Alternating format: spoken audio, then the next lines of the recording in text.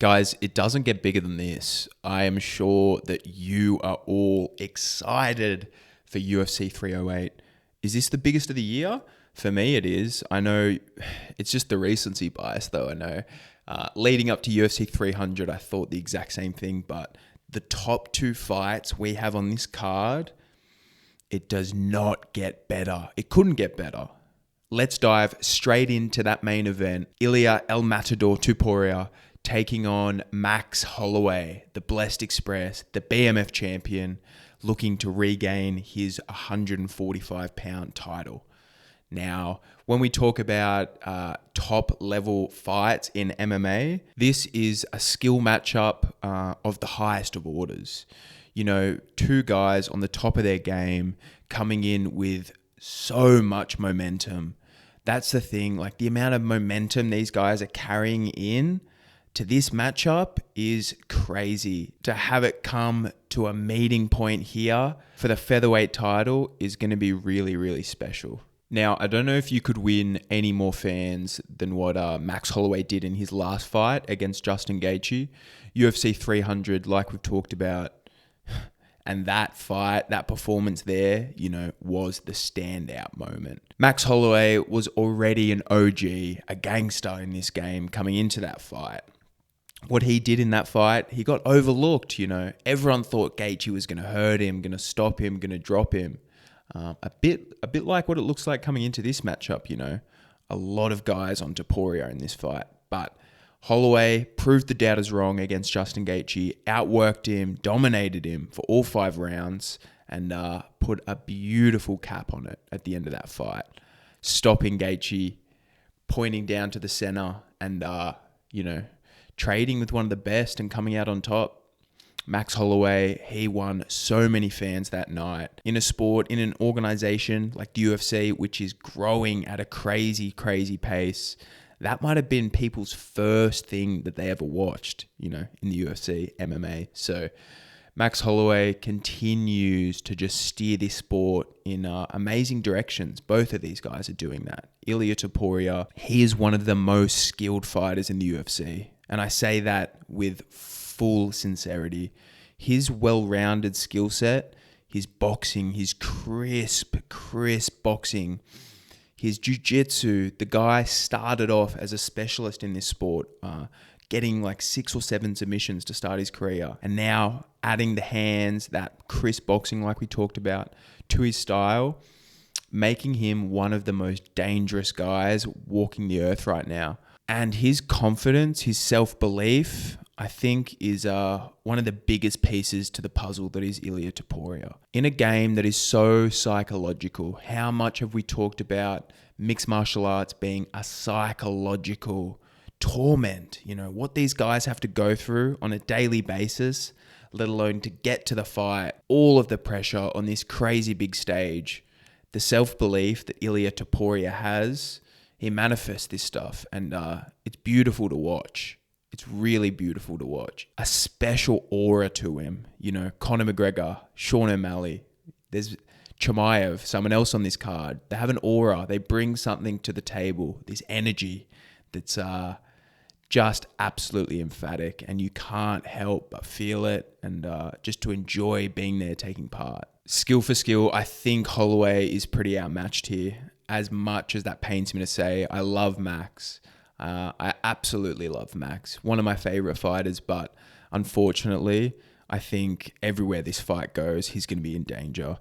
If Topuria can implement some discipline, take his time in this fight, I think that's going to be really important, because if Holloway can get Topuria tired and survive those early rounds, it's going to be an onslaught. If Topuria isn't disciplined and fighting to his game plan to the T, starts to just brawl with Max, I think if he gets tired, he's going to be in real danger here, and that's when Max can take over. But if these guys are both fresh and Topuria is fighting a disciplined fight, I think it's his fight to lose, to be honest. Fights aren't won on paper, though. We have to wait and see. Guys, this fight, like we've talked about at length, you know, it doesn't get better. So let's just sit back. No matter who you got, no matter who you want to win, these are the fights that bring us to the table and that elevate MMA. And This is truly what it means to be an MMA fan, a fight and an event like this. And I just hope that it's an exciting fight and both guys are able to show bits of their game and really leave it all out there, because these two are both warriors and I couldn't be a bigger fan of either. So let's see what happens, eh? Let's see. Co-main event, Bobby Knuckles is taking on Ratlip. 6 days out as I record this. Will the fight happen? The MMA gods, let's just pray to them, because this is, like the main event, as good a fight as you could make in the UFC. In MMA right now, you know, these two guys are skill for skill up there, so up there. Whittaker, what can you say about him? A guy who's so experienced at the top level, never gives up on himself. Yes, he's had setbacks, but look at him. Continues to claw back and showed new, improved aspects of his game, which is the toughest thing to do in MMA. Forget winning a belt. Try winning a belt, having a couple of hard losses, and then having the hunger to stay at the top of the division. He only loses to the best, and that's why this matchup is so intriguing. Chimaev is pretty untested, you know, in this division. He's going to have his hands full, I think, with Robert Whittaker. Yes, Chimaev comes hard. Yes, he starts so fast and heavy. He's a bulldozer for the first 5 to 7 minutes. But if anyone's going to be able to take that, use their experience to stay in the fight, it's Robert Whittaker. And I think if Robert Whittaker has a tired Chimaev in front of him, he's going to hurt him. He's going to hurt him bad. I can just see that 1-2 head kick sneaking up and Chimaev doing the chicken dance and falling. So guys, stop overlooking Bobby Knuckles in this matchup. The odds are nuts. Yes, I know Chimaev's younger. He's got more hype on him, more steam. He's got a really, really good wrestling style. I could look really bad saying this in a week's time, but I don't think he's going to submit Robert Whittaker. I don't think he's going to be able to hold Whittaker down. Whittaker is the best anti-wrestler, one of the best in the whole UFC, you know. The guy knows how to stay on the feet and keep the fight moving. That's going to be the big, big thing. He can keep the fight moving, keep Chimaev working, take him into the deep waters where Chimaev can't keep swimming, make Chimaev the nail. What happens then? Hey, what happens then? Could not be more excited for this fight. Robert Whittaker, a homegrown favorite from Australia. But all of that aside, how could you not be a fan of, let alone his fighting style, but just the guy in general, one of the nicest dudes in MMA, so humble. On the other side, it's the complete opposite. So let's go Bobby Knuckles. I think it's going to be a great fight regardless. These two guys are going to really push each other, and that's what it's all about. That's what it's all about in this sport. Let me know who you have in this matchup, because I think Whittaker, like I said, is getting severely overlooked and disrespected. You know, the real ones know. The real ones know Robert Whittaker has a massive chance in this fight. But let's see. The fights aren't won on paper, so we're going to have to wait and find out. And like I said, that's if Chimaev gets there. Another massive question mark going into this matchup is the guy's immune system. You know, he redlines himself in the training room. You've seen those crazy videos, him just pushing his body to the absolute limits. And I think it's a real drawback. There's a real balance that you have to find there, because it's getting to the point now where his immune system is really suffering from it. And he's not making the fights. When the guy gets sick, he gets really sick. He seems to get sick really often, you know. These are all key signs of a guy who is overtraining and just pushing his body too hard. Please, 6 days out, let's get there, get them both weighed in, and let's have a great fight. Lerone Murphy, a great prospect coming in, trying to make a name for himself in this division against Dan Ige. Lerone Murphy has really impressed me ever since he's been in the UFC, and his talent level has gone pretty under the radar. Like, the guy's really just crept into the top 15. And this is the make or break fight, because the only people that beat Dan Ige are the people ready for the top of this division. Lerone Murphy has all the skills. He has an absolutely crazy physique for this division, put together like an absolute specimen. You know, you can tell all those muscles are from throwing punches, from throwing kicks. He's so explosive, so dynamic, really well-rounded, and he has the ability to carry that over 5 rounds like we saw against Edson Barboza. So this fight is, like I said, the make or break in his career. You know, not make or break, but if he wants to get into a title shot in the next couple of years, he's going to have to get through Dan Ige. Because like I said, Ige is the ultimate gatekeeper for that top 10 of this division. Dan Ige, what an absolute savage and a gangster. We talk about fan favorites, BMFs. What he did against Diego Lopez, weighing in and fighting on the same day on a few hours' notice, is an absolute OG move. Like, Dan Ige is a savage for that. He is someone who always puts on a really, really exciting fight. He's quite well-rounded, you know. He's shown that he does lose to these guys who are just at the top of this division, you know. He's always putting on really entertaining fights, and anyone below that top 15 or even that 10 to 15 range, he's going to really hurt, as you've seen in his knockouts against Touchy-Feely. The guy has power, you know. That's what makes him dangerous in a matchup like this. So we'll get to see if Lerone Murphy is ready for that top 10. I think it's going to be a really interesting matchup. I can see this one going the distance. You know, both of these guys are known to go the full 15. Dan Ige is so tough, and I'm really looking forward to seeing how he can implement his style against such an up-and-coming talent and prospect.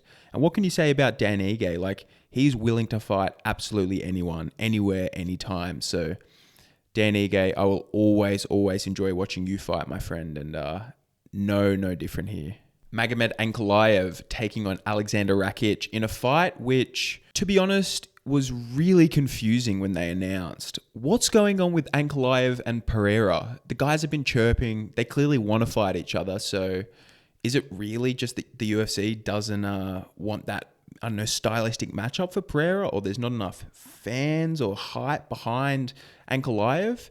Because he seems to be only fighting in Dubai. I don't know if travel, is that an issue? Dana White has said he's getting next if he has a good performance here. It's a tough fight. You know, Rakic is really good and has made some questionable decisions, which has led to some defeats in the UFC. But I think he's got his hands full here against Ankalaev. Ankalaev is going to be, I think, skill for skill, he's going to be comfortable on the feet here with Rakic, and on the ground, it's two worlds. Ankalaev, though, has shown to have some weird moments. Like, his fight against Jan Blachowicz was really strange, and in a fight where I thought he, you know, could have won and implemented that control and dominance a lot earlier, he's shown to make really interesting decisions as well. So these guys are massive. It's going to be a firefight. It's going to be exciting, I think. Ankalaev should breeze through this one, and let's set him up with Pereira next. Why not, eh? Shara Magomedov, the Pirate, is back against Armen Petrosyan. They love giving him exciting matchups, and this one's no different. Petrosyan is a great kickboxer. Not many people know Petrosyan, really, but the guy is very calculated on the feet, and, you know, quite a veteran in the sport of kickboxing, like we said. Great accolades there, and I think this is going to be a really interesting fight because Magomedov, the Pirate, he loves to kickbox. The ultimate anti-Dagestani. It's hilarious. This fight, he may have his hands full against Petrosyan. I'm really interested to see how the styles clash here because a lot of people are overlooking Petrosyan, but I think that with his experience, he's seen so much in that ring. And I know this is different. This is MMA. Magomedov throws some really interesting dynamic kicks, and how that matches up against the more traditional kickboxing style of Petrosyan is going to make for a super exciting fight on the feet. The rest of the card is stacked as well. Guys, on the prelims, Jeff Neal taking on RDA. Top of the prelims. Both guys, you know, a little bit past their prime, I would say. RDA much more so. You know, Jeff Neal has, I think, the advantages in this fight. Definitely with the power, with the size. If RDA can implement some wrestling, some control, it might make the fight interesting. But I think RDA needs to go down that path to have real success in this fight. Otherwise, he may get really hurt on the feet because Jeff Neal throws bombs. And if he gets there to land them, he's going to hurt Dos Anjos and put him down, I think. So this fight, another savvy veteran, RDA, we talk about strength of schedule. Someone who's willing to fight anyone, anywhere, anytime is nuts. The guy has fought absolutely everyone over the lightweight and welterweight division. Jeff Neal, he's going to have his hands full as well, you know. Like I said, the guy's great boxing and really intelligent with it sometimes, but has shown to make weird decisions in there. Like his fight against Ian Gary, what were you doing in there, bro? You could have had so much more success. But that was a tough stylistic fight. This one, I think, RDA, bit smaller than Jeff Neal. Jeff Neal had the size advantage, and I think he'll be able to dictate where the fight takes place, which is the main key to his success in this matchup. Guys, like I said, this is the event of the year. UFC 308, Holloway versus Topuria. In the main event, the co-main event is absolutely nuts as well. Guys, this whole card is nuts. Let's just sit back as fight fans and absolutely enjoy. Be grateful because these ones don't come around often. If you guys could like, comment, and subscribe, I would really, really appreciate it. And we'll chat soon. Thank you so much.